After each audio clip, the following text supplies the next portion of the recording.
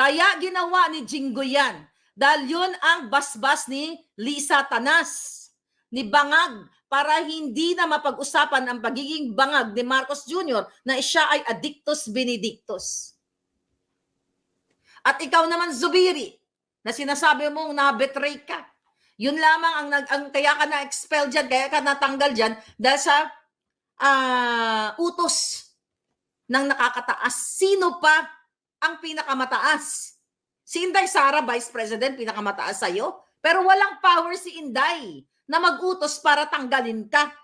Ang meron si Lisa Tanas at si Marcos Jr. Sabihin mo ang totoo, Subiri. Kung gusto mong mahalin ka namin, mahalin ka ng taong bayan, susuportahan ka, itodo mo na. Yan ang sinasabi mo eh. Sa interview mo na nung ikaw ay napagbintangan, was it 2011 ba yun, sabi niya, na nag-resign din siya dati dahil may binabato sa kanya na daya ba siya doon or whatever. I forgot the exact issue nun. Pero anyway, kung totoo ka, Mig Zubiri, sa pinaglalaban mo, sino ang mataas na sinasabi mo na nag-impluwensya para tanggalin ka at ipwesto si Escudero? Sino? Demonyo?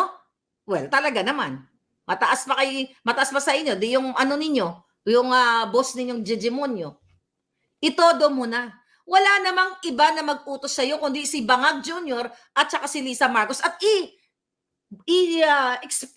expose mo na kung ano ang sinabi ni Marcos Jr. sa'yo noong January of 2023 nung pinigilan ka rin na hindi ituloy ang hearing sa smuggling na sangkot si Michael Ma, si Martin Araneta, si Lisa at ang buong pamilya ng Bangag.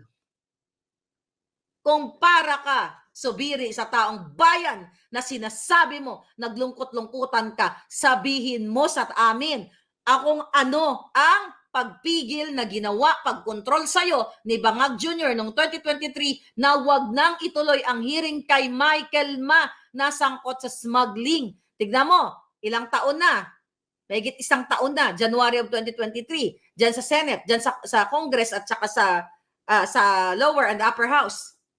Wala, di ba? Kumpara ka sa Pilipino, ang dami ninyong kababuyan. Lahat na ginagawa ninyo, hindi para sa Pilipino. Para sa bangag na gobyerno. Smuggling. Isa ka rin, Zubiri, sa nag-conspire sa bangag na gobyernong ito.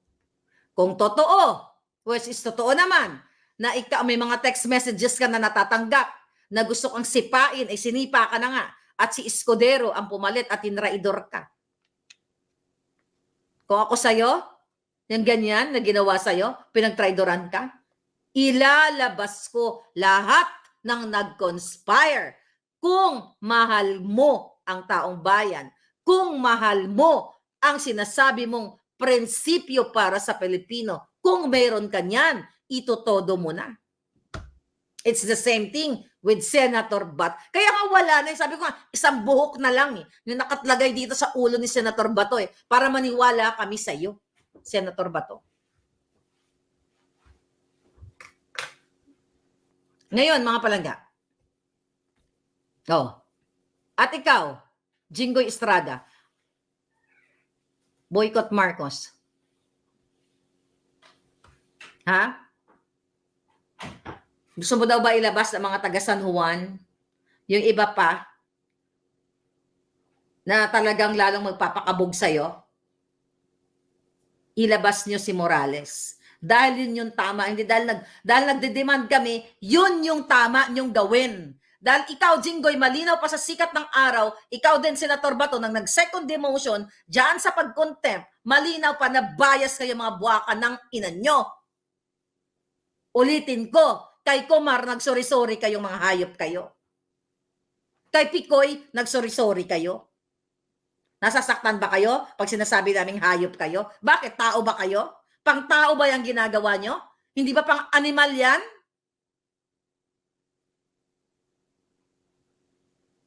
Ipatawag nyo ang ang doktor ng Makati Medical. Yan mga kababayan ang ating misyon. At ang misyon natin, durugin si Jinggoy at si Senator Bato sa social media. We demand na ipatawag ang Makati Med representative or doctor. We demand na palabasin nila si Morales dahil ito ay nakontempt dahil sa utos ni Lisa Araneta Marcos at ni Bangag Jr. para hindi na mapag-usapan ang kanilang pagiging bangag. Mga takot kayong lahat dyan sa Pilipinas. Tangina, isara na lang natin ang Pilipinas. Mga yawa kamo. Takot kayo kay Lisang kidnapper? Dito sa Amerika, kinaray-karay ko ang pangalan niya. Akala mo, ha? I wish I can give you update doon sa case, but I'll ask my lawyer. May bagong ginawa si Lisa. At ang sagot ng lawyer ko, hell no. Tangina. Akala mo, Lisa, gagapang yung power mo dito. Gusto mo lahat? Anuhin? Hawakan? Ang sagot ng lawyer ko, mga palangga, hell no. I'll ask my lawyer kung pwede siyang update ko lang doon sa isang case ko dito. Na magpapa-interview siya. Ako yung mediator. I think I talked to other bloggers na magiging part of it. My lawyer here in America. Tangay na ka, Lisa, ha? Akala mo, ha? Pang VO ka lang. Pang bangag ka lang. Anong gapang mo? Hell no! Yan ang sagot ng lawyer ko. At kayo, Jinggoy, ha? Jinggay, Senator Bato, palayain nyo si Morales. Dahil siya ang biktima. Itigil nyo na yung sorry kay Kumar at saka kay Picoy. Hindi tanga ang taong bayan. Nakikita namin lahat ng kababuyan ninyo. I don't care. Okay? Kung kayo ay sinusuportahan ni Pangulong Duterte, kayo na nga ang nag-traitor sa kanya eh. Asaan si Padilla? Asaan si Bongo? Sino pa? Yung mga sinuportahan ni Pangulong Duterte, halos lahat naman yata dyan. Nasaan kayo? At wag ninyong sinasabi na, ay ganito, ganyan, si Marlica, nakakasira sa mga Duterte. My God! Hindi ako hawak ni Pangulong Duterte. At hindi rin ako hawak ni Marcos noon. Alam ni Marcos yan. Ni piso hindi ako nakinabang sa both. Nanindigan ako sa sarili ko. Wala akong pakialam kung Marcos o Duterte. I am for the truth. I am for the Filipino. Susunod-sunod ka lang kung ano sasabihin ni Pangulong Duterte? At hindi naman ganyan si Duterte, ah. Ganyan ba si Duterte? Nautusan ka na huwag ka magsaltang ganon? Nakita nyo during Duterte's time? Pinabayaan lang ni Duterte, ni Pangulong Duterte, na magbatikos sa kanya yung mga tao. Kahit ako, binatikos ko siya. Pero hindi ko siya minura.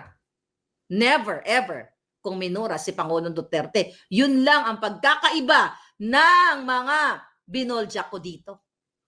Kasi I have respect for the man. Not sa mga sindikato. Dahil never ever nag-utos si Pangulong Duterte kahit sinuportahan ko siya, kahit yung mga kausap ko na mga kaalyado niya, never ever silang nag-utos kung anong gagawin ko. Hindi katulad ni Kuting Jr. na gusto magpa-interview, may script. Pero dahil budol na ako noon, o sige na lang para hindi mukhang tanga si Marcos, para kunwari, kapag dating sa interview, master na master niya na. Yun ay budol na budol ako. Kasi akala ko para sa pagbangon ninyo. Yung pala pagbangon ng mga smuggler, kidnapper, ng mga buwaka ng Ginemes, nakawatan.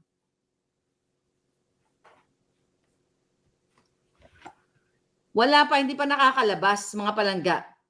Nakausap ko yung anak ni Morales. Sabi ni Papa Troy, Miss Marlica, bakit sila nakasabi na may 55 blockade si James Kumar na TIA kuno?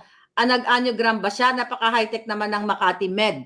Ayun na nga palangga, kaya ipapasomo natin sila. Yaan, we have to help each other na boljakin mo ng boljakin ang Makati Medical Center at ipatawag yan sino ang doktor at bakit yung gown nila, yung kanilang hospital gown, bago na ba? Yung magagaling sa computer, gawin ninyo yan. I-share ko yung mga pagtapat, mga meme na ganyan. I'm not good at that. Okay? You help me, let's help each other para makaabot, i-post yun ng i-post dyan sa mga Facebook page sila. Bato, ni lahat ng mga senador, kay Estrada, well, nambablock yan si Estrada.